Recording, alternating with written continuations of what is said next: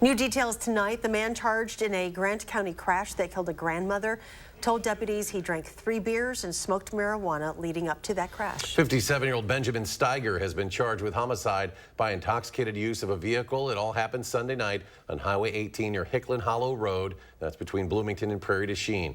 And deputies say Steiger crossed the center line and struck a vehicle head on. His blood alcohol content, they say, measured at .213. That's more than 2.5 times the legal limit. And we're also learning new information about the woman who was killed in the crash. And grandmother was just one of several titles that Cheryl Mader earned in her 73 years, including as mayor of Prairie du Chien. Tahalil Mohideen shares how she's being remembered for her take action leadership approach. This is a huge hit to the community.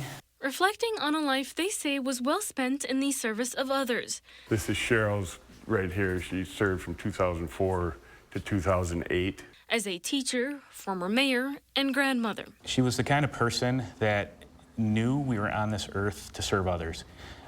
She believed in the fact that if we could help, then that was our job. I mean, she had her opinions and the way she'd like to do things, but she was willing to compromise when she needed to get things done. For those in Prairie du Chien who knew Cheryl Mader well, news of her sudden death is something they're still trying to wrap their heads around. There was like no way, I just saw her, I just talked to her, there's no way this happened.